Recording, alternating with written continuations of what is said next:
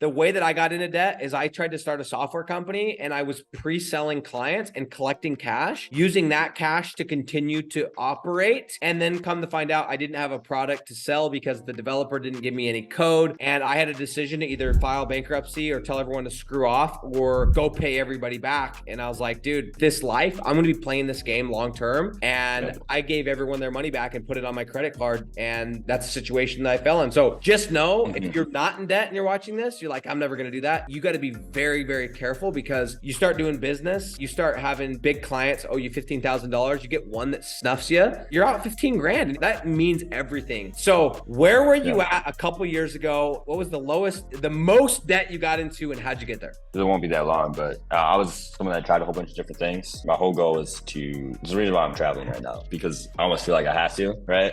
Because that was my whole goal when I first came out of college, was I wanted to make $3,000 online so I could travel the world. That's it. I was not shooting for big numbers, man. I was just like, dude, I can go to Thailand, probably like live like a king for $1,000, experience different cultures. It was like exciting to me. So I had an Amazon store. I was doing the FBA thing, but I was buying physical inventory. I'd actually buy it up front and then it would get stored there. And I was making like $3,000 a month, but I was working like 60, 80 hours a week. Like I had no time. I had inventory coming to my house, so I was making way less than people, their normal jobs, and I was working way more. And then I got to this point where like, okay, things are like getting better. I'm outsourcing a little bit more, and I just wanted to scale it. So I was like reading the 4-hour work week, and I was like, okay, I got to outsource. I got to, hire people, put systems in place. And I took out just a giant loan. It's like $65,000 at like 35% interest rate. I mean, it was just super high interest, but the goal was I was going to get the inventory and I was going to sell because things were selling, but I was going to do it much bigger. And guess what? Things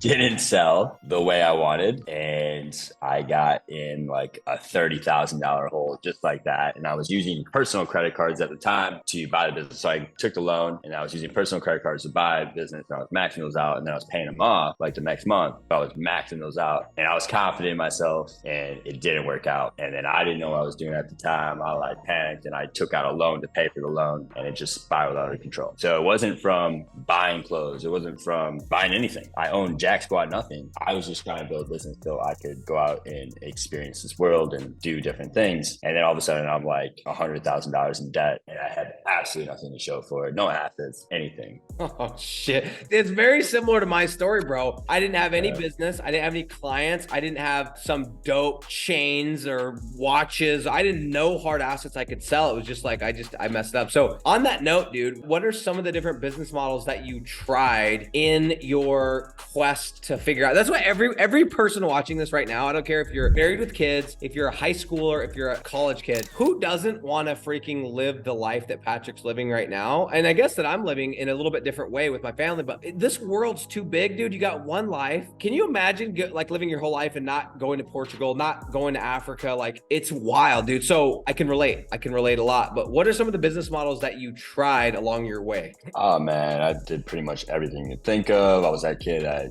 started network marketing. I had no clue what was out there. What network marketing did you do, bro? I have to know. Dude, I did there was like this energy drink one going around when I was in college. Yeah, Vimo, man. Yeah, remember that one? Oh, yeah. That's a different story too on how I got into that. But like, yeah, I did the network marketing thing. I actually tried a couple different companies and my heart was never in it. I never wanted to sell that stuff. I just didn't know there was other options. It was like different back then. There's so many options out there now. There's so many ways that you can, do these things, but I just didn't know about anything. I was like, I either got to get it, at the time it was like a professional soccer player and then that thing got wiped away with injuries. And then it was like, do this network marketing thing or go get a corporate job. That is like the only two options I see. I did not see any other options out there. That was it. It's just funny because I remember being in a similar spot looking at it, like when you first start, you're like, you either go get a job and then you hear of like your one friend. Mine was a friend that did FBA and I was like, oh, I could either do FBA or I can do a job. And it's like now. Yeah, I didn't see any other option. Now, bro, there's what, 100 plus? You could rattle off 20 right now without even thinking about it. And if you went deep, you could go 100 plus. Like, yeah, you can make anything work. Sales, people just have a good sales job. They're making a few $100,000, which I think is good. good. And then you can take that sales skill and you could leverage it into something like this. Like there's Yeah. nothing wrong with doing that. Like I would choose a different option now, but again, I didn't know what I know now. But yeah, so I did FBA, I tried to affiliate marketing. I was running Facebook ads, running these like weight loss offers. And then I tried doing Facebook ads for clients, like an agency style. I was, just selling stuff. Man, I'm sure I tried some other stuff right now, but that's all I can think of. Amazing, dude.